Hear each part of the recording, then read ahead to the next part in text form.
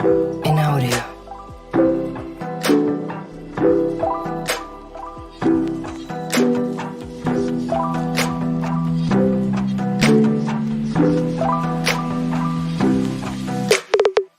In audio. In audio. In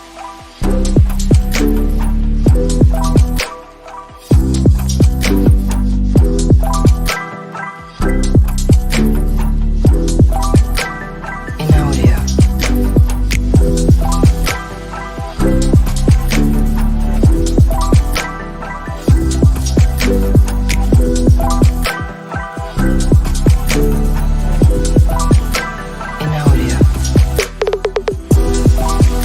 In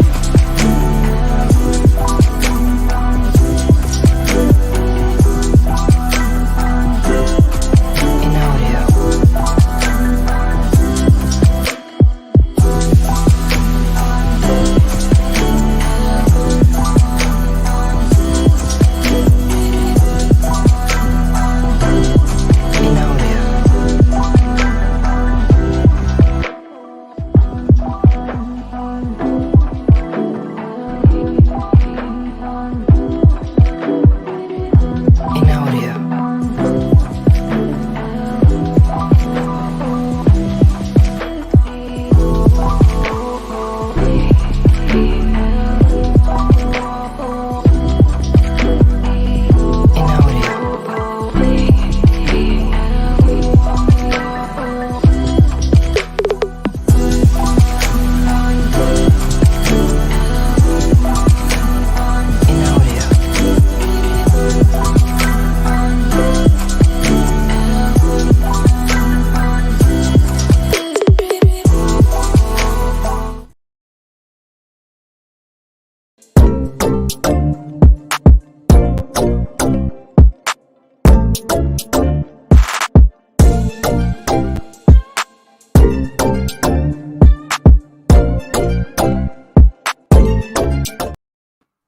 Yes, people. What's going on? Welcome back to Saeed TV and welcome to the debate show as England have just won the Euro under 21 championship. You know what I mean? It's finally came home for the England under 21. So congratulations to them. James Trafford, I think, saved a last minute penalty. So fair play to him on his way to Burnley. But we've got our own keeper to worry about. And on this debate show today, we've got welcoming Alice Talks Football. Alice, first time on the channel, but long overdue. You're smashing it at the minute on your YouTube channel. Big up to you for coming on. Cheers, Saeed. Thanks for having me on the channel. I love your debate shows, love your shows, and I'm just happy to be on debut here. Appreciate it. Thank you very much. We got a man like James here. It got a bit spicy last week, but it's all good, innit? It's all good. We're back again. It's all good, man. You know why I'm here. I'm here to keep your negativity in check, aren't I? Not that the chat agree with it, but that's what I try and do. But yeah, good to see Kempy back. Big up, Alice, first time that I've done a podcast, and big up as always, Saeed. Absolutely. And Kempy, welcome back again. Solid debut, man. How's it going? Cheers, man. Yeah, all good today, lads. All good today. Thank you very much for having me on again. Obviously, nice to see you boys again, and congratulations, Alice, first time as well. So, yeah, looking forward to it. Absolutely. And yeah, let's just get straight into it. Alice, the news came out. I was on a walk near the canals in Salford, relaxing, chilling out, and then bang, Fabrizio Romano came out first. David De Gea leaving, official. He's leaving the football club. We kind of knew it, but you know when it kind of hits you straight away, Alice, it's different, isn't it? And Yeah, this is it now. After 12 long years, he's finally gone now. I know. And the thing with Man United is they're not gone until they're gone. How many times have we given players that are pretty much finished a new contract? Like even by new contract not that long ago, Jones new contract not that long ago. So even though we knew De Gea was gone, you needed that announcement as United fans. And like, I like De Gea, and you know he has been a good servant at the club, and I don't like the way that he's obviously left the club, but that's happened with a lot of players. It seems to end sour, and we should have been more organised and got them out of the club a lot quicker. But it needed to be done. The difference in Onana and De Gea is crazy. I think Onana is going to allow us to play a much better style of football, press higher up the pitch, play out from the back better. He's a polar opposite of De Gea, exactly what Ten Hag wants, and it's the right decision. It's just a shame it ended so negatively. Absolutely, especially when he's already took his bio off straight away. He's, you know what I mean. It's one of them, isn't it, James? Um, Gutted is kind of left in a sense because you kind of like say to yourself, it shouldn't have ended like this. Should have had a big reception at Old Trafford, a big send off. You know, at least that could have been. And Bruno Fernandes echoed that he should have got a send off. This was not the right way. This is not how Man United run, or is it though? Is this how Man United are? Because it's happened to previous legends at the football club. Yeah, Saeed, I think you corrected yourself there. I think this is exactly how Man United run. I don't think it's how Man United should be run, but it's exactly what we do. We let people, we act with no class. I brought it up last time, Van Gaal receiving his P45 and FA Cup medal at the same time. We act with no class as a football club. It's happened with legends throughout our past, and no surprise to see it happen to De Gea. I think with regards to the send-off, yes, I would have loved to have seen it. I really would. I think the majority of us, if you realise last season when he broke the appearance record, he came on the pitch with Fergie at the time and received his little presentation. And I think the majority of us in the ground then knew that was his swan song, and he probably wasn't going to be here next season. So I think if you were a bit clued up, you'd have probably given him your send off then. He was on the pitch. He had a massive round of applause, standing ovation from the whole crowd. But it would have been nice to send him off properly. But as it's all ended, you had him tweeting out emojis, a bit confused. I think you can see from the teammates that he was obviously well respected at the club, and rightfully so. And I know the title of the show, because you have to for clicks and stuff, is Where Did It All Go Wrong? I'd like to think about where it all went right 12 years ago, because overall, if you look at his time at Manchester United, let's look at it as a positive, because it has been. He's helped us through really, really tough times. He's contributed to some really, really good times. And yes, it may not have ended well, but David De Gea is still a great this football club legend. That's up for debate. But he's still been a great, great footballer and a great asset to United. Kempy, would you call him a club legend? Do you think? Obviously, Twitter's Twitter, and it's an echo chamber. But for majority of fans, we're gonna remember the fond memories. And the reason why I said where did it all go wrong is because you don't assume a club legend going like this. That's why I'm like, you know what I mean, like the way and the manner it's kind of fizzled out. You know what I mean? It should have been Yeah. a process. Like Guardiola, there's a process. Everyone else, there seems to be a process as to kind of taking you out and letting you know why they're going. But with United, it's a bit different. But how have you kind of seen and took the news today? Yeah, it's a difficult one. I genuinely absolutely love David De Gea. I think it was certainly time for him to move on. I think I sort of echoed that last week. It's got to a point where it's a bit painful sometimes to watch what he does. In possession, he's really not it. But sort of like James said, I think if we look back on the bad times, you can pick a few out. But the good times, I mean, what is it? 4 Player of the Years, the Premier League under Fergie, the last one, a Carabao Cup, an FA Cup, and there was a period of 4 or 5 years where the only good thing about United was that we had the best goalkeeper in the world at some point. And I think that's an absolute certain. For a good 2 or 3 years, he was right up there. When there was sort of conversation about Oblak, I think he was never in the conversation with De Gea. I think we're blessed to have quite literally the best goalkeeper in the world for a good 2 or 3 years. And without him, them seasons where we managed to scrape second with Mourinho, managed to scrape second with Oli, coming 6th, 7th, it could have been so much worse. We could have been Chelsea last year. And I mean, I've got Chelsea fans, best mates, 2 of them today I was with all day, and they're clamouring for Chelsea to go in for him. I mean, I think that shows enough what it's like. I mean, they've got Kepa, and that's a massive upgrade. Because even still now, after last season, he is still one of the best shot stoppers in the world. No one's questioning that. It's just if we're going to play up aggressive football that Ten Hag wants, it's just not right. And it's got to that point where it's got to happen. But he's a legend. Absolutely.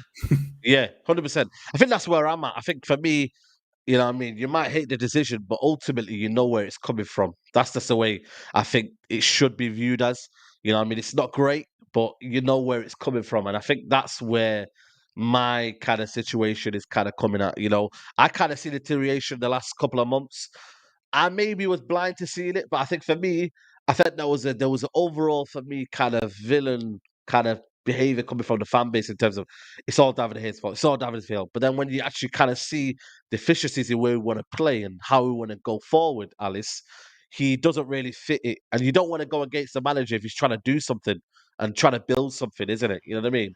Yeah, 100%. I think obviously Onana, Ajax, Ten Hag, they obviously work together there. And I think the thing is, like, I was always kind of liked the idea of Diogo Costa, and then obviously Onana came about. Yeah. I thought, well, Ten Hag likes working with players. He obviously knows Ten Hag's way. But for me, I liked De Gea. He was a good player, but I think the way football's moved the last couple of years, he was becoming outdated. Like in the Ragnick season, we didn't really notice it because we had so many other problems that it was like we don't have time to focus on the keeper. But we got a lot better this season, especially towards the end of the season. You notice it the Sevilla game, but for me, it was in the space of a week. We watched De Gea in the FA Cup final, just giving the balls away.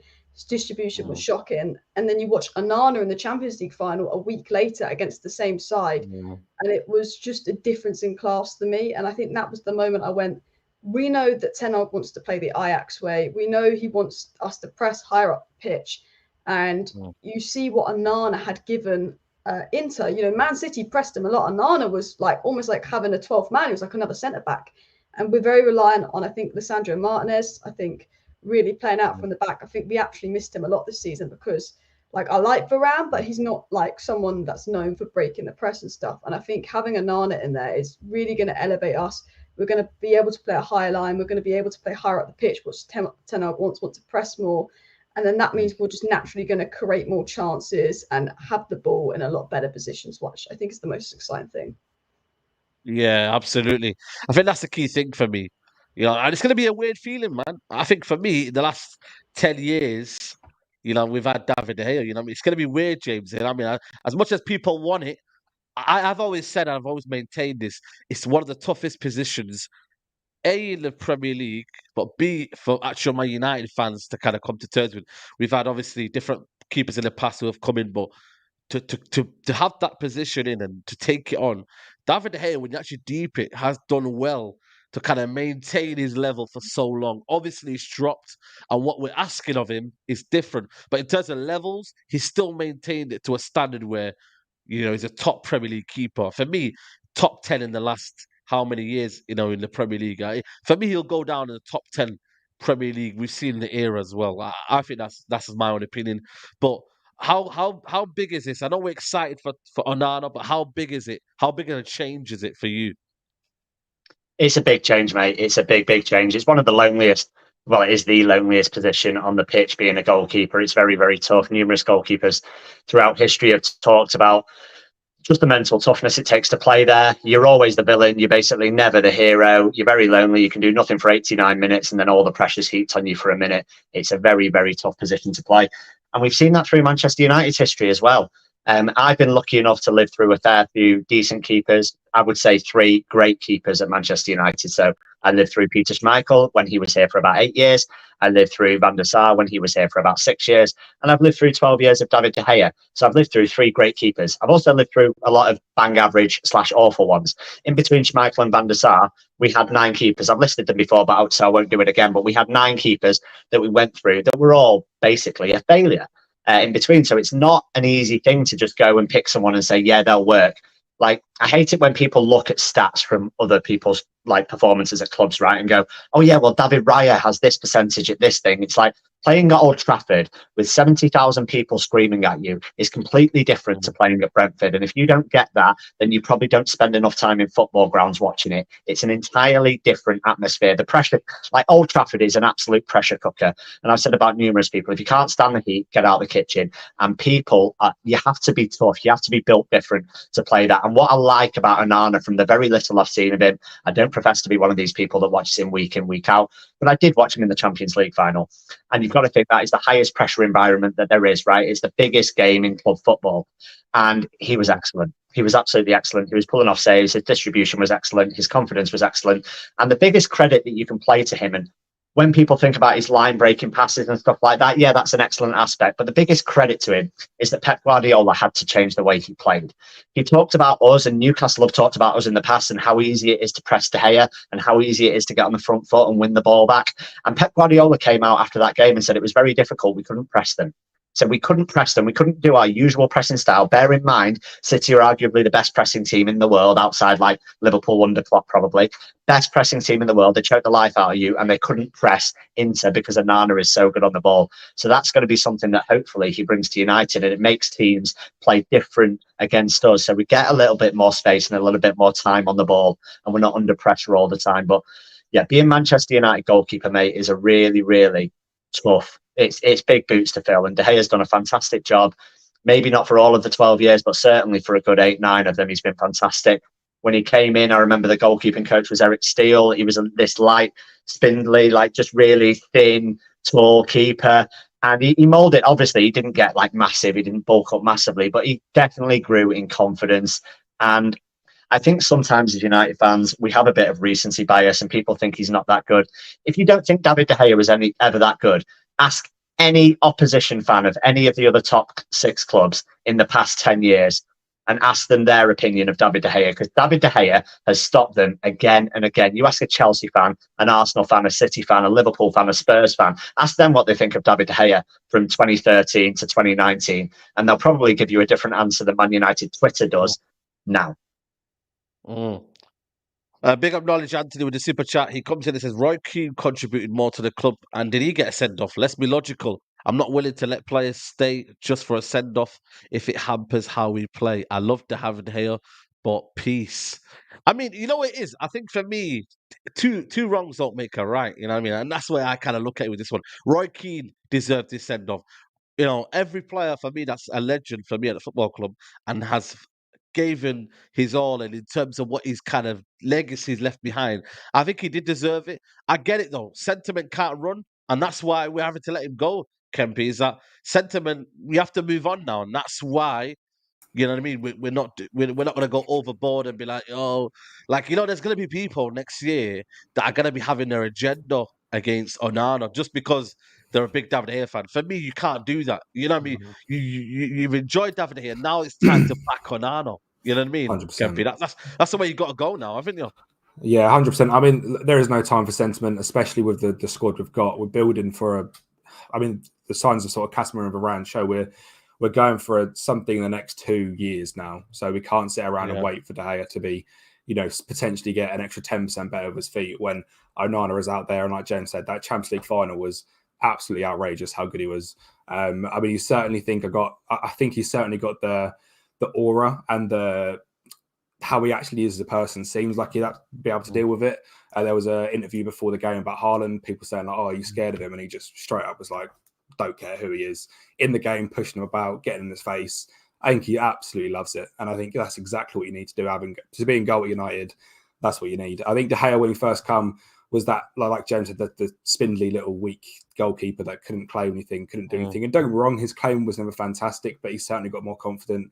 He stopped trying to prove everyone wrong. He stayed to what he was very good at. And when we let him, be a shot-stopping goalkeeper, he was fantastic. And like I said, you can't sit around and wait for him to get that 10% better. But yeah, it's time to move on. But very happy, for the time it was. And I think, like I say, United Twitter next season, Onana will make a mistake and it will be absolute slander. And everyone will be like, well, we should have just kept De Gea. And it's just not how it is. For the mistake he'll make 15 progressive passes and we'll score 7 or 8 goals. So swings and roundabouts, but it's the right decision. Guys, over 700 in the building. Make sure you are liking the video if you're joining right now. Bottom right hand corner, smash the like button. Cosmic Cleanse says, I don't think my United fans are ready for Onana. I think, you know what it is though, Alex? It's got to be one of them where you see Ten Hag has been ruthless. He said to us, Ronaldo, he backed him in public, but obviously got him out the door. Maguire took him off the captaincy. He is doing his things behind the door, isn't he? He might not look ruthless, but I think he is deep down, and it just shows you, man. He's trying to mold his team as well. 100%. What I love about Ten Hag is he's very much like, we aren't giving a player a new contract to increase their value. We're giving them a player a new contract if I want them. And there was a report by, I think it was The Athletic or something, a little over a year ago when Ten Hag came in, and it said Ten Hag said to Murty, you'd only accept the job on 3 conditions. And one of the conditions was that he had the final say on new contracts. Because as I said earlier, we've given so many contracts out to players and, it's not been worth it, especially Phil Jones. And I think the De Gea situation was the club kind of giving him a contract. He's a good keeper, lower his wages. And then Ten Hag went to the board, I'm not signing this because De Gea's a good player, he's a good servant of the club. But, look what he did versus Sevilla. This is the way I want to play. We might not be able to get Kane. The funds like to be there for a goalkeeper. Goalkeeper's so important to the way I want to play. We've seen it, especially towards the end of the season. And I like that. I think Ten Hag's quite strong in what he wants. I think obviously with Woodward gone, it always helps. I think Murta and Arnold need to go if we get new owners, but they're definitely improving on Woodward. But I think everyone is. But they're definitely going with this approach of let's actually listen to what Ten Hag wants, which I think is the thing that I like the most out of Onana coming in and De Gea coming out. Not only is it the right decision, but it's clearly the board have actually listened to the manager here. And Ten Hag's let his message very clear with the board. You sign the players like I want. They're not signing these players that, they would sign for Ollie. Like Donny van der Beek wasn't Ole Gunnar Solskjaer signing. It was we can't get Grealish. Here's Donny. He's cheaper. And I like how Ten Hag is like, don't sign me anyone if you're not going to sign me who I want. And he doesn't come out and say things, but he said multiple times across, like, we need players. We need the right players. He wasn't like a Ragnick who just went out and said it all, but he said multiple times as well, this is what I need. We didn't have a striker with Ronaldo being gone. He'll back Ronaldo publicly, but obviously privately got rid of him. And Ronaldo is probably the best and biggest example in football. Like, you are Cristiano Ronaldo, you've won it all, but you're still not more powerful than the manager. And I think sort of going back, my favorite thing about Ten Hag, and I think the reason we got so much better this season, isn't just about tactical stuff. I think he adapted his tactics to us, but it's his man management. I think the dressing room problems we have, my favorite thing about this season, and I was discussing the other day, is we've not had dressing room leaks FC. We've not had drama FC. It's his man management. There's a problem, keeps it private, deals with it, gets rid of it. It's actually his man management that I think's helped us really get back to a team. Absolutely, 100%. I agree with you. Sule Jr. says, Ruthless FC, thank you. Bye, Felicia, Dave, Maguire next. I mean, who knows? You know what I mean? Someone has got to put in a bid in for Maguire, a bit more different to Ronaldo and what do you call it, David De Gea. But let's see. You know what I mean? Hopefully, like I said, these guys as well got to find their own club. If managers kind of saying, right, I'm kind of moving you on, do you get the hint? Then they've got to find a new club, really. Let's be honest, man. So it is as well in that aspect. But a new dawn, James, man. Onana hopefully will be kind of done next week. Are you excited for Onana? What's your feelings? That should be done hopefully next week. I'm always positive, mate. I'm always as positive as I can be. I know there was a bit of slander brought on Arnold and Murta, and I know Alice kind of said it there, and I'm going to get hate in the chat for this, but I actually think if you realise the constraints they are working under and the owners they are working under, let's look at the past 2 seasons and actually try and give them some credit. You can talk about overpayment, but we have improved our starting 11 in key places. I've said before, if you look at last season and you ask people what are the 3 main problems in our team, people would have complained about De Gea, people would have complained about Weghorst, and people were complaining later on in the season about Christian Eriksen and his work rate and how lethargic he was. If we sign Onana, if we sign Mount, and we sign Hojlund, that's 3 leaks fixed in the team. So realistically, when you're working under constraints and we don't have the money that Qatar could bring, or that City have, or Newcastle have, or Chelsea have, or whatever, and you're working under financial constraints, you have to do what you can do to solve the biggest issues at hand. And I think we are doing that. And is it enough to go and challenge for the league or win the league next season? Realistically, no, it's not. But it's an improvement on where we are when you take into account under the constraints that we are. And I'm sick of people saying, oh, but you've got to aim higher, you're Manchester United. It's like, yeah, I know that more than anyone. I've seen us win everything everywhere. I know we're Manchester United, but you've got to have a realistic head. We're not going to go and sign Kylian Mbappe for hundreds of £1 million. Like, that's not realistic in where we are at the moment. And I just want to touch on something that Alice said, actually, which I completely agree with. And I think that the biggest impact that Erik ten Hag has had is in the dressing room and his man management. I think it's absolutely superb. And this is one of the main arguments I use with the whole Mason Greenwood situation. I think it would be absolute club suicide to bring someone who is so divisive a topic back into that squad when he's worked so hard to fix it over the last year. Ronaldo was a divisive subject. He ended up leaving. Greenwood is a very, very divisive and very sensitive subject. And potentially he's looking at going out on loan. You're looking at big ego signings. You're looking at people like Kylian Mbappe. It's like, obviously, he's a fantastic footballer. He's world class. He'd improve our team.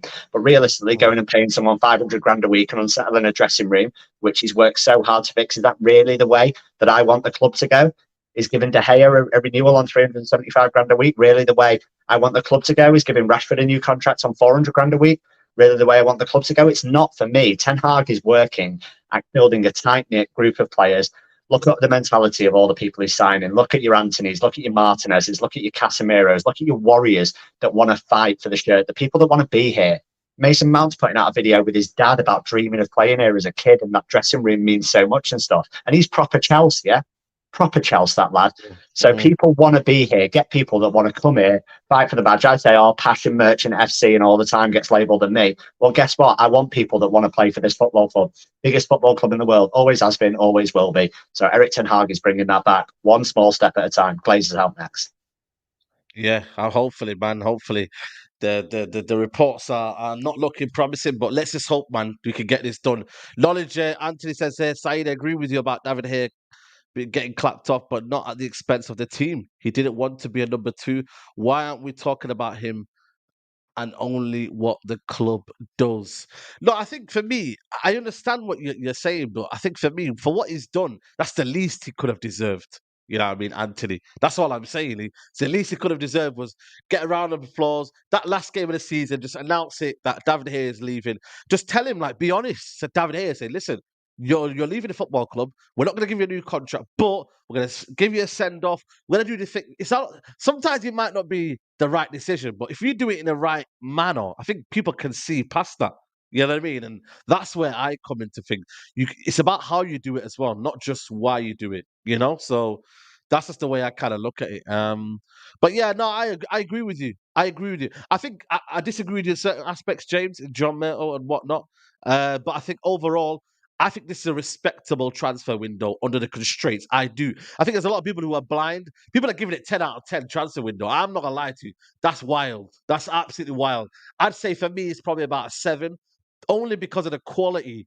Because I would have not brought Hojlund in, and I would not have bought Mount in. But under the constraints, like you said, I think for me, one more midfielder as well would be alongside it. But for me, Kempa, I'm going to come up to you next. Onana, the way we play football, how is it going to change for you? For those that are probably wondering, you know what I mean? It's a keeper. Well, what do you mean? How does the football change? You tell me how do you reckon we'll play better football with Onana?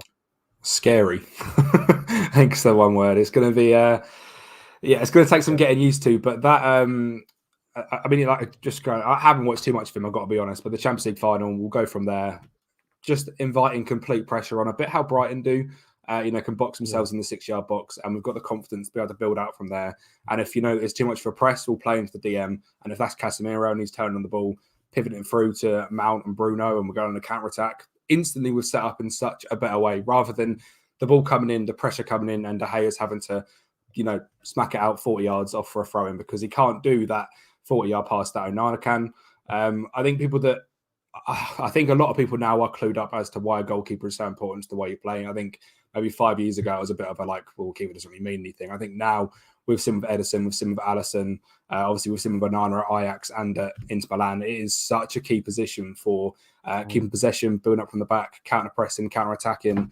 I think it's all of them. It is such an important position. It's no longer just keeping the ball at the back of the net, let's be honest.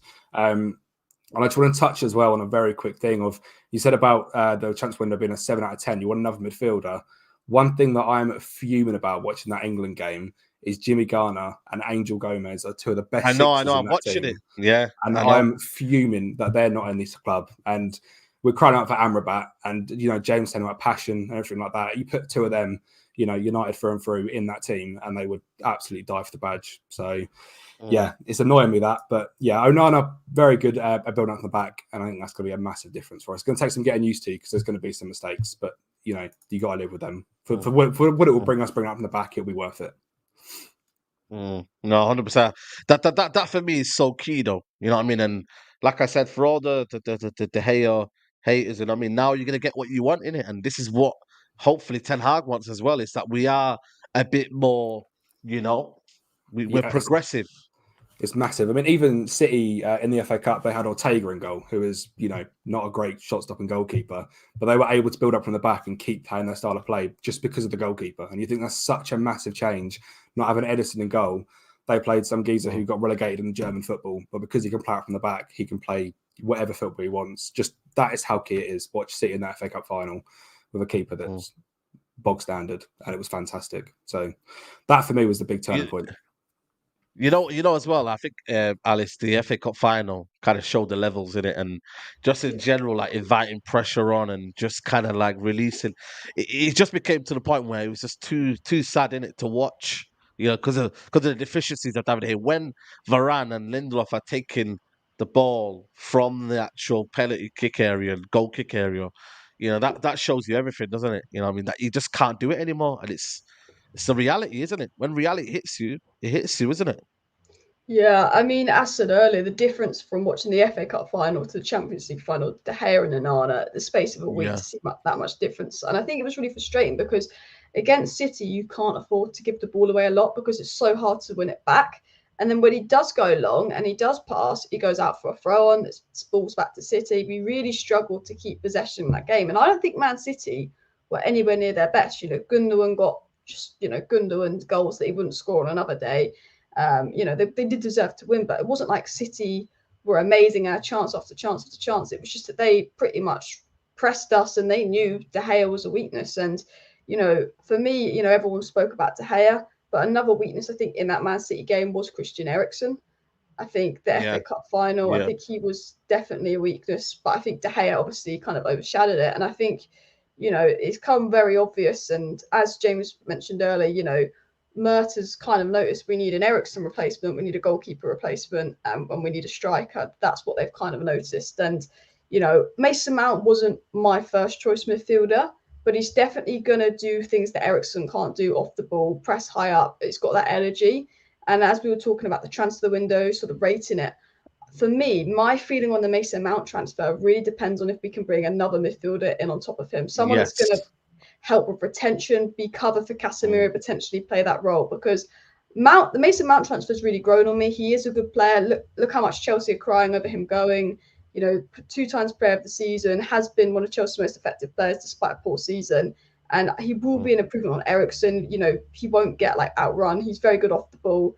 But there's definitely weaknesses there. You don't want to play Casemiro, Mount, Bruno against Man City away at the Etihad. There's no defensive stuff there. And I think for me, Mount, I'm happy with the signing. It's definitely grown on me, especially because Ten Hag wants him so much. I think, Ten Hag's got a role for him. Onana, that's definitely going to be the most impactful signing. Hojlund, I don't know enough about, but I've spoke to some Danish people and they are like, trust me, like Hojlund's going to be something special. And I think what I will praise United for this season is Benny McCarthy and the work they've done with the attackers. Yeah. And I think bring another midfielder to that. I mean, look, the dream would be something really unrealistic like Casado or like a Frankie de Jong or go for a Tchouaméni. But realistically, add Amrabat to that. And you know what? It is a pretty solid transfer window considering the constraints, considering obviously you mentioned my point about Murta. I think long-term Murta Arnold need to go. But I will mention this.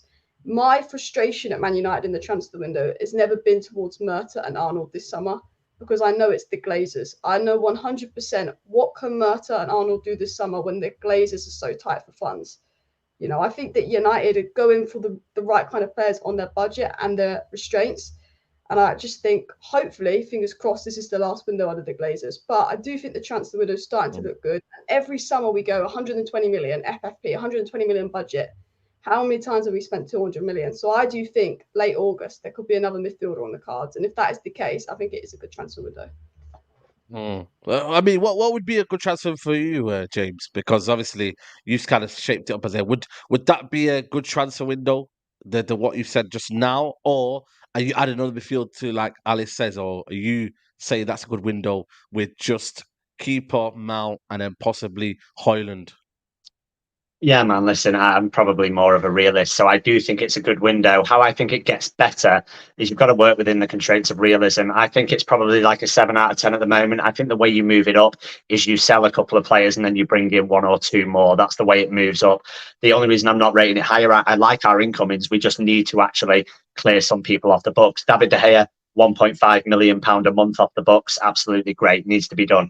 The next needs to be Anthony Martial. You've got £1 million a month on the books that can go right there. And then you've got to look at Harry Maguire. What's he on, 100 and something, maybe even close to 200 a week? Again, another £500,000 off the books every single month. So you've got to look at it and think, right, to make this transfer window better, if we are working under constraints, which we clearly are, my question of the board has always been, great, you can't spend money. I'm absolutely fine with that. If you can't spend money, there's no money to spend, fine. but transfer window opened a while ago. Why is no one negotiating deals to anyone? Saudi are looking to splash cash. Why is no one being touted to go over there? Like, why are we not moving players on? Why are we letting players' contracts wilt down? Why are we selling our youth for £1 million when City are selling their youth for £9 million and £19 million? Why is that happening? That's what I want to know. Why, since 2013, have we only sold 8 players for £10 million or more, and the only profit we've made on a player in that time is Dan James? Why is that? That's what we need to look at. We need to look at this as like a whole thing, not just, oh, we've got this credit card, let's go spend it like at Harrods and buy everything that's expensive. It's like, you've got to balance the books at sometimes. Like, people go on about FFP, you do have to bring money in. And that's what Manchester United are terrible at. We go on about Chelsea spending money in. Yeah, they did spend 600 million in the summer, but they've also probably recruited another 200 million. I think Pulisic has just gone today, so there's another bit of money that they'll recoup. So you need to shift off players, and that's what we don't really do. So I do think it's been a good window. I've always been a big advocate of Harry Kane. I've wanted Harry Kane. I've argued with numerous people outside Old Trafford about Harry Kane. Listen, you've heard from me. And you, mate, you were off something, so don't come at me about that. I've argued with you again and again, and I've argued with Double A, who's now all about Team Kane. I've had big arguments and fallen out with people over the fact that Harry Kane is the perfect signing for Manchester United and always has been the man to fit into the league. Right? You said realistic. He's not that. Yeah, he's not realistic now. I think at the beginning of the window, I kind of thought it was, because I was like, you know, Daniel Levy's a businessman. Yes. Is he going to cut off his nose to spite his face? I don't really know, but he's got 1 year left on his contract. Surely Harry Kane doesn't want to go abroad. He's so close to that Alan Shearer record. Whether he stays at Spurs or goes anywhere else in the league, he's going to break that record. So he could end up Tottenham's all-time top scorer, England's all-time top scorer, Premier League all-time top scorer, and he could win trophies if he goes somewhere relevant. So I thought there was a chance. But now the further I'm going, I'm like, well, if Kane is open to a move abroad to the Bundesliga, if he is open to that, then Daniel Levy would prefer that. He is a bit of a spiteful man by all accounts, so he would prefer to sell to Bayern than to a direct rival. Although, let's be realistic, are Manchester United, Arsenal, City, or Liverpool direct rivals of Tottenham right now? Probably not, but he doesn't want to admit that. But yeah, Harry Kane maybe not realistic. So am I happy with Hojlund, Mount and Onana? Yeah, I am. As I said, I'd like more outgoings. If we get more outgoings, then bring in one more midfielder. And I'm like 8.5 out of 10. And under the Glazers, what more do you expect, mate? No, I get it, but that's the thing, though. We're kind of doing expectations against what the Glazers are giving us. I get that, which is fair enough. But if you look at it actually overall, then it's probably a 7. If you're kind of being honest. What is also bad is that we've not even hit 500 likes yet, and there's over 900 watching. Guys, if you're watching right now and you haven't hit the like button, please do so. It's free. Doesn't cost you a penny. Please hit that like button, people. But let me ask you a question, Kempy, though. In terms of the reports coming out today, I don't know if you've seen it, but Man United, Ten Hag wants another forward on top of maybe the Hojlund situation. Who's out there that we can get, though, that's realistic? You know what I mean? A lot of people say João Felix on loan. You've got Taremi, which apparently now is linked to Arsenal. There's not a lot, is there? You know what I mean? Yeah. You can go and get as a second forward. We're talking money-wise as well. I mean, God, on the spot, yeah, Taremi comes to mind. I'm trying to think, in Spain, is there anyone you could get back? Probably not. Italy. I mean, you couldn't go and sign Vlahovic and Hojlund's way too expensive. No, way too expensive. Yeah, I don't know who you go and sign, to be honest. As another one. I mean, Ollie Watkins is going to be very expensive. Yeah, I cannot see us getting another striker. That's I can't see that happening. I think we probably end up keeping Martial because there's not value in the market elsewhere, which isn't the right thing to do. Don't get me wrong, I think he should go as well. He can't stay fit for 15 games a season, which isn't good enough. But value in the market wise, I can't see anything out there that's jumping out to me as a striker. Yeah. But yeah, just on that side, the report said that, because I think it was Samuel Luckhurst, right? It basically said that he might be looking for a forward or someone to play across his front three, which leads into what I've said for a long time, that Eric Ten Hag may see Marcus Rashford as a potential number 9. And before the chat jumps on me, that's not what I want to see. I've never said Marcus Rashford is a number 9, but I have said that Eric Ten Hag potentially sees him as a number 9. So there may be more value in the marketplace if you're looking for a left-sided winger. And then obviously that enables Garnacho to be brought into the conversation as well, rather than looking at centre-forward options. That's what I'd much rather see happen. Rashford go down the middle. And again, it's, making what it is out of a situation. There's not the value in the market to get a striker that's probably at the level Rashford is down the middle. I think the work Benny McCarthy's done under him has been fantastic this season. I think it gives Garnacho that chance to move on to the left. Pretty means we can keep Ahmad about. Hasn't seen much of Ahmad. That's what I was going to say. Yeah. I think you're right in that sense, Tempe, because then it means you've got Hojlund, Martial, and then Rashford up front options. You've got Garnacho Rashford on the left, and Sancho. and then obviously Rashford as well, and Sancho as well. You've got Pellistri, Anthony, and Ahmad on the right. So, you know what I mean? I think it could be that situation where, I just think for me, get a midfielder in. I'd rather sacrifice, honestly, another forward than a midfielder. For me, it's got to be another midfielder, because then again, if Casemiro goes out, guys, we've got McTominay as backup, and that ain't good enough, guys. Let's be honest. You've seen the levels drop when Casemiro isn't available, and we know there's going to be something mad going on. I don't want to change Casemiro for who he is. Obviously, I want him to look after himself and not do silly red cards, but I'd rather, for me, go and the extra strength to go and get another midfielder. That's just my own opinion. I don't know what you guys think. Yeah, I think the goals will come as well. I think Anthony's probably going to double his output from last season. First season in the Premier League, he'll get more consistent with his finishing. Obviously, it was very wayward at points last season. I think that will certainly improve. I think Garnacho will get more and more confident if he can get more confident, but be better in front of goal. He'll certainly grow. Rashford's going to have another fantastic season. I imagine he looks like he's been right up for it all pre-season. And I mean, you never know with Martial. He could get 20 games and score 5 goals, which would be helpful. So, yeah, we'll see. But I don't think that's a priority at all. There's centre-back is more of a priority than that. DM is more of a priority than that. Probably right-back is more of a priority than another forward player. Is it? Do you think so, right? Yeah, I mean, I can't see I don't think forward play is an issue at all. I think Dalot and Wan-Bissaka are very 7 out of 10. I don't think we've got a 7 out of 10 forward line. I think there's better right backs out there that I'd go and get. There's not a striker out there better than I'd go and get than Hojlund, as well as Hojlund, if that makes sense. You know what, Alistair, when you look at, I think was it Plettenberg said something about United still going after, the right back. What's his name? Frimpong. Yeah. It's still monitoring it. Like them kind of new stories haven't gone away. Like I think Wan-Bissaka might be leaving. I've got this feeling now. Wan-Bissaka's leaving, and then he go and gets Frimpong in. I don't know what you think, Alistair, but if that situation does start to materialize and we end up getting Frimpong, Wan-Bissaka will be leaving because he's the one that's not signed a new contract. And you know what I mean? I don't know what you think. Yeah, it's a difficult one because in January, I think that was the plan. Wan-Bissaka out, Frimpong in, and then Wan-Bissaka, Dalot went a bit iffy after the World Cup, got injured, and Wan-Bissaka was solid. And Ten Hag went, well, I'm going to stick with this through. And I don't think Wan-Bissaka is a Ten Hag right back, but in terms of a backup right back, there's no one else you want more than Wan-Bissaka as like a backup right back, because if you've got a tricky winger, one-on-one, Wan-Bissaka's the guy to deal with it. And I'm not sure about the Frimpong links. There's definitely something in it, and Bayer Leverkusen, I'm pretty sure, did buy a young right back because they thought he was going to go to United. He wanted to go to United. I know Arsenal have been linked with him as well, but they brought Timber. I don't see this one happening this summer, but I see Frimpong moving and maybe United's name being used. And the reason I don't see it happening is because it's very obvious. Onana, Hojlund, Mount is the priority. And then what has the Romanos really said? They've said if United have the funds, come August, end of July, they'll be looking at another midfielder. What have the other sources said? Ten Hag wants another attacker. They've not really, in terms of the top tier reliable ones, spoke so much about a right back.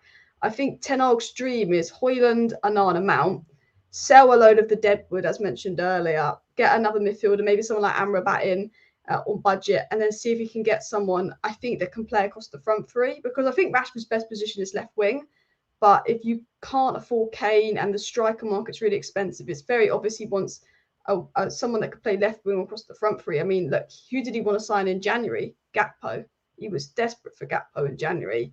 And if we had got Gakpo in January, he plays centre forward, he plays left wing, we'd probably be having a different conversation. We'd be saying, all right, Gakpo, Rashford and Hojlund could be striker. Gakpo, Rashford can also play on the left. Garnacho can play on the left. I think he wants a player maybe like that because he knows the striker market is very tough. But coming back to what you said earlier, Saeed, I think the most important thing for me actually is still another midfielder on top of Mount, because if something happens to Casemiro, I don't want to see McTominay try and hold. McTominay has been misprofiled. I will give that to him. He's not a 6 in the slightest, and I think if you play him as an 8 next to Casemiro, he can be all right. But for me, we could get a bit of money for him, bring in Amrabat, and if we really want a striker, if Kane stays at Spurs and doesn't sign a new contract, Daniel Levy might have no choice but to sell him in January, and he could be even cheaper in January, and that's something, if I was United, I'd try for. Yeah, 100%. Big up to Abdi Sheikh, says more than right back, we need a proper backup centre back. Magaluf are not good enough. What if Martinez or Varane get injured? We need a proper centre back as back. I've said it, but a lot of people are not listening to me. People don't realise how much of a key area this is centre back, in terms of we still need a backup centre back to Varane for me. I know Lindelof is there. I know that. I get it. But I don't know, because you guys might be naive to think that same Lindelof will come about again. This is a Lindelof that's been here for 6 years, and let's be honest, it's been hit and miss. So I don't know if I would be so kind of like, concentrating on that Lindelof, that form. But like I said to you, I'm willing to give it another chance. But that's why I wanted Kim Min-jae. But James said budget. You can't concentrate on everywhere, can you, James? You know what I mean? Let's just be honest. I think centre back option is a key area, but we can't concentrate on it because we don't have the funds. I think this is around about where it got heated last week, Saeed, when we were talking about Lindelof and centre back. I can't remember who else was on your side, but I think it was me, Kempy, and Cam versus you, and who else was on? Can't remember. Someone else. I know. I can't remember, unfortunately, but it all kicked off a bit because we were kind of saying that Lindelof can do it. Yeah, it was Neeks, yeah. So it was like you and Neeks against us three, right? And we were kind of saying that Lindelof has a role to play, and then Neeks was blaming him for the cup final goal after 13 seconds and saying he's not physical and all this. And I'm like, listen, there's been far more physical defenders than Lindelof that have lost headers to Erling Haaland, so don't worry about that. And especially 13 seconds into a big game. So again, don't worry about that. I think Lindelof is a great bench defender. I really do. Like, yes, there are questions after so many years, but you would say there was questions after so many years of Luke Shaw as well. Yeah, Luke Shaw is one of my first names on the team sheet, to be honest. So there are questions about players all the time. But I think if you look in terms of priorities, which is what I'm going on about, because I do like to bring a realistic side to the chat, which it gets lost sometimes. Realistically, centre-back is not a major priority at the moment. I would argue a second midfielder is. However, spanner in the works, chat are going to hate me, panel are going to hate me. Go and look up the win percentage with Casemiro in the team and McTominay in the team last season and get back to me. Because there was not a drop-off. And that is not me saying, listen, before you hate on me, that is not me saying that McTominay is as good as Casemiro. What? He's not as good as Casemiro. We know that. He's miles not as good as Casemiro. But what it shows is there are more important areas in the team that need addressing than that. Because if that was the sole issue, you'd have seen a massive drop-off in terms of results, and you didn't. Which means that the frailties in the team were outside of that. So it was the fact that we couldn't score goals and we were heavily relying on Rashford. It was the fact that De Gea was not allowing us to keep possession. So yes, McTominay is a drop-off from Casemiro, but if you think that's the reason why we finished 14 points behind Man City, that's not the reason. It's really not. But he is a worse player for people going to hate on me. But do you understand that sometimes seasons, kind of things change and things outbalance? Like sometimes it might be the striking issue, but then it will be midfield this season. Like always, United have a problem somewhere.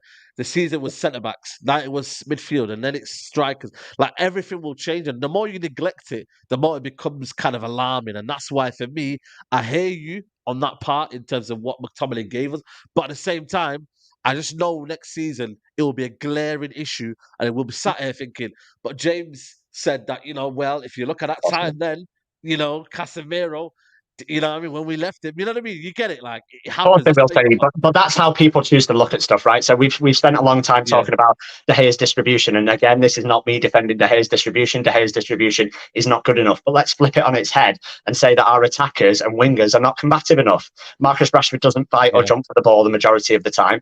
Anthony Martial doesn't hold up the ball like he used to. Sancho and Anthony are pretty much non-existent in the air. Bruno doesn't have a great first touch in terms of ball retention. Eriksen isn't very physical. So when you're kicking the ball long, you expect a keeper to have a great percentage rate or whatever, long pass percentage rate. But then who's fighting for the ball? That's what you've got to look at. So it's like, yes, his distribution isn't good enough, but I think you'll find Onana next season is going to be trying to play a lot more along the floor, because if you try and float a ball into anyone, our attackers do not compete well in the air.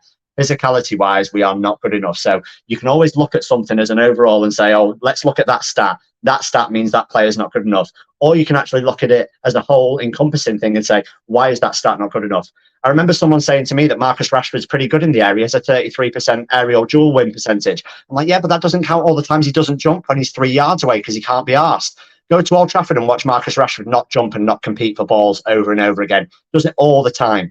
So you can't just look at a stat in isolation. You kind of have to look at the whole game. So yes, De Gea's distribution, not good enough. But then you've got to look at the reception of the passes of the people in front of him. And Nana, as good as he is on the ball, next season, I think you will find that his percentage will probably be lower than it is at Inter because of the people receiving the ball. And that's something we need to work on and Ten Hag needs to address as well. Absolutely. Big up to Nigel says, if Wan-Bissaka leaves, I would take a Pavard, Frimpong, and Dalot. And Dalot will be cooked. Good on the ball, but not so great defensively. We need balance. Is that kind of your worries then, Kempy, in terms of Dalot maybe? I think 1v1 defending my worry as well, when he gets isolated. But again, it's one of them. You have to be careful on what you prioritize. But do you honestly believe, though, Kempy, that if you solve the right backing issue, United would be better for it? Or do you think it's not so exaggerated as that? No, I don't think it's as exaggerated as that. I think there's certain games where I'd pick Wan-Bissaka, there's certain games where I pick Dalot, which worries me because I want a set back four. I don't feel like we have a set back four. I think that's the only thing that worries me with it. Don't get me wrong, I think defensively against City or a team that's going to be progressive, Wan-Bissaka is 100% the answer. And going forward, Dalot is obviously the answer against a Burnley, a Forest, etc. But I feel like a Frimpong, if you replace Dalot with Frimpong in them games, you get much more out of him. But we should be winning them anyway. So I don't think it's that big of an issue. That was sort of the point I was trying to make. I mean, he's probably above another attacker if we get Hojlund for me. And I don't think it's that big of a deal. So that probably shows enough. I think, a new six. Another six to back up Casemiro and then Hojlund, Mount, Onana.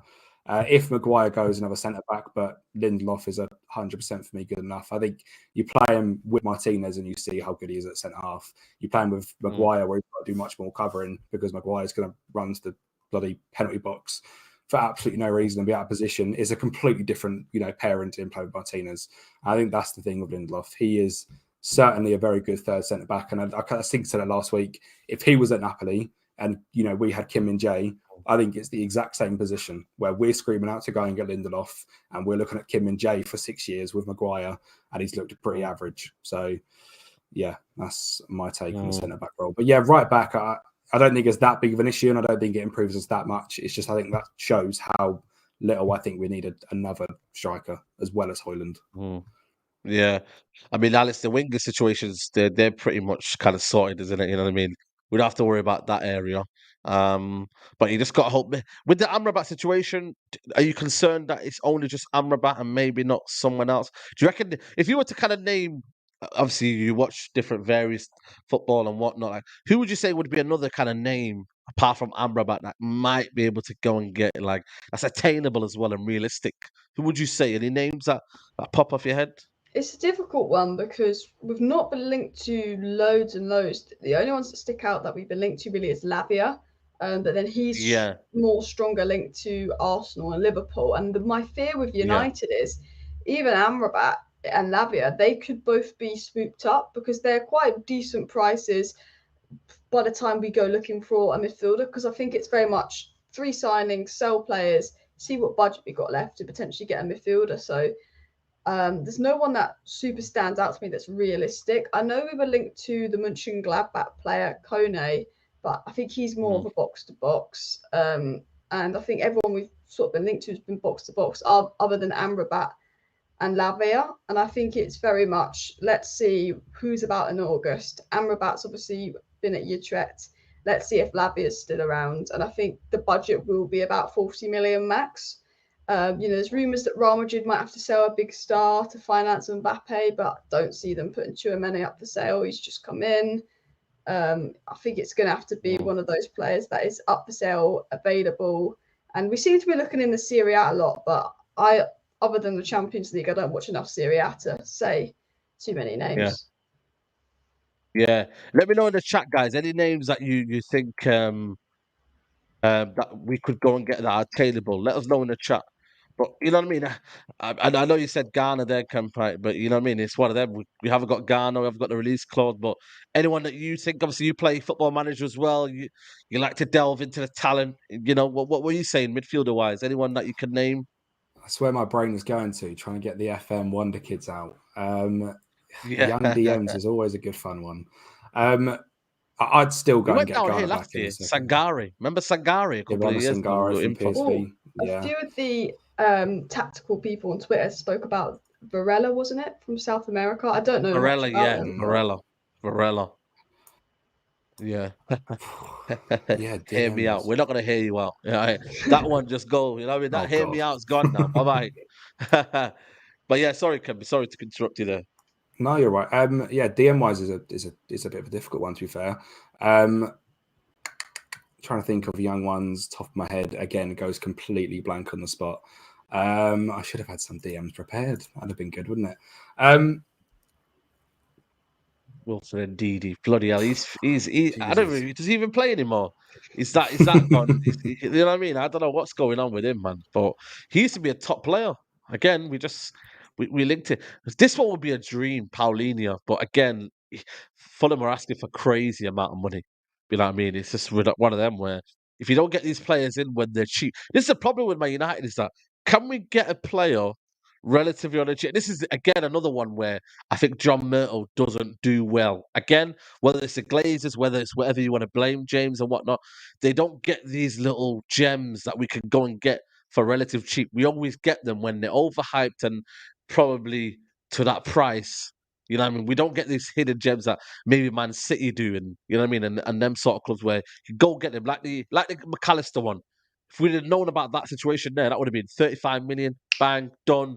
Go get them out, go get someone else, and then you go from there, being a bit more kind of, you know, that in that sense.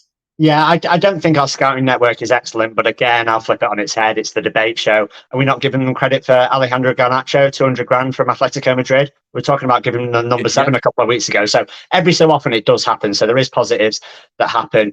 I think realistically, what United tend to do is they tend to miss the boat. That's what they tend to do. If you look at the 3 midfielders that we could potentially be linked with in the Premier League, you're looking at Caicedo, you're looking at Paulinho, and you're looking at Lavia. You're probably looking at 50 million, 100 million, right? If you'd assigned them before they went to their Premier League clubs, you're probably looking at 3 million, 5 million, 8 million.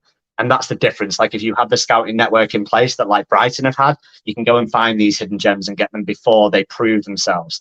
But again, you run the risk of that, of bringing someone who's unproven into a stadium like Old Trafford, which is much more different than learning your trade at a Brighton, a Fulham or a Southampton. So it's risky. We bring in some youth players, some work, some don't. But I do think overall our scouting network needs to get a lot better. And in terms of like midfield options, I think Alison Kempy covered them. I don't think there's loads out there, to be honest. I hear us linked with more box-to-box and more progressive midfielders. I did hear a little bit about Tchouaméni links. I did hear, obviously, a bit about Rabiot and stuff.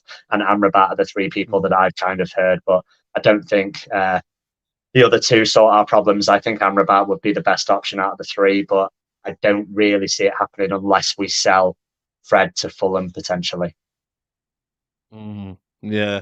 Fred as well. Yeah, that's another interesting one as well. But maybe Donny could be sold as well. You know what I mean? Kesse is an interesting one, you know, because he's had a bad season for Barcelona. I mean, a bad season. But if he does have a new lease of life, it's a good option. And they're not going to sell him for that crazy amount. I don't think so for me. So if you can get him for about 20 million, that might be an option. I don't know. I keep saying it to you guys, but Sabitzer might be an option that United might look at as well again. In terms of maybe a cheap option. Alice, you're shaking your head there. You're thinking, no, not that one again. No, underwhelming, isn't it? Yeah, he was just injury prone. He was all right, but he wasn't like, yeah, nah, we've got to sign him. For me, Sabitzer didn't do enough. He had moments, but this is Man United. Yeah, we want to push on from top four. We want to push on to that next level. And I liked Sabitzer, but he's not getting any younger. He was very injury prone. I think, you know what, save the 20 million on Sabitzer.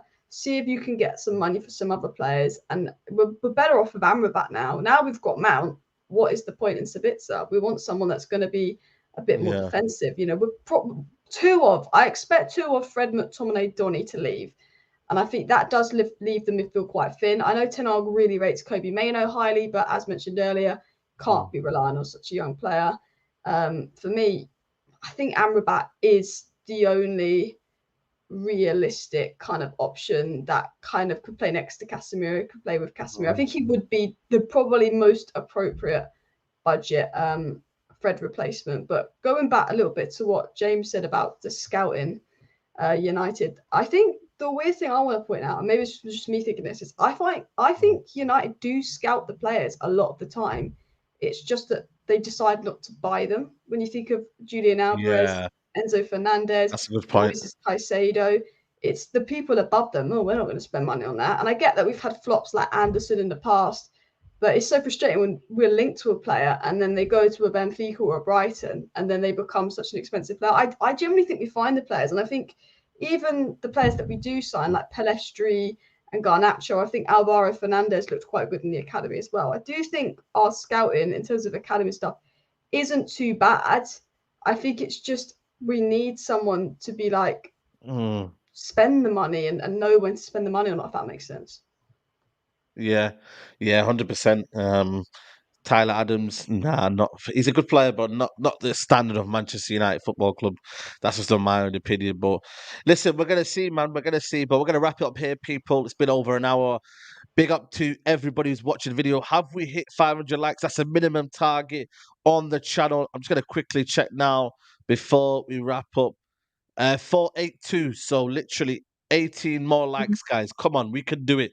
18 of you that have not liked the video, hit the like button now. Alice, it's been a solid debut on the channel. Hopefully we can get you more on the channel, but let them know where they can find you. Your link will be in the description for your channel, but let them know what you do, what you get up to. Cheers, Saeed, for having me on. First of all, everyone, make sure you do smash that like button. Of course, subscribe to Saeed. Definitely down to come on again. Been a great show. Just type Alice Talks Football, Alice Talks Footy on TikTok, Twitter, and YouTube, and you'll find me. Thank you. Absolutely. Make sure you subscribe to her channel. Kempy, again, solid. Let them know where they can find you. Yeah, thanks again for having me on, Saeed. Like I said, anytime I'm more than happy to come on. So massive thank you. Make Football Manager content. You've just seen my fantastic Football Manager knowledge come out in all its fruits there. It's just Kempy XI down in the YouTube. So yeah, I'm pretty sure we have just hit 500 likes as well. So absolutely smashed it. But yeah, thank you for coming on. No, absolutely, man. It's been amazing, man. It's been amazing. And then James, a bit more chilled out today. We'll be back next week, man. Don't worry, man. The debate is always back around the corner, mate. It's always back, man. I was expecting hate. Saeed messaged me and was like, just give it a little bit of love for Martial. That'll please everyone. Yeah. But yeah, if you want to follow me, James Dixon _PT on Twitter, James Dixon PT on Instagram and Threads now, apparently. So yeah, not doing much football over there on YouTube, but come follow me, football, fitness content, all that jazz. Big up Saeed, big up Kempy, big up Alice, and big up the chat. Absolutely, people. Big up to everybody who's locked in. Make sure you like the video. Make sure you subscribe to the channel. And yeah, I'll see you tomorrow for some more content. We're out.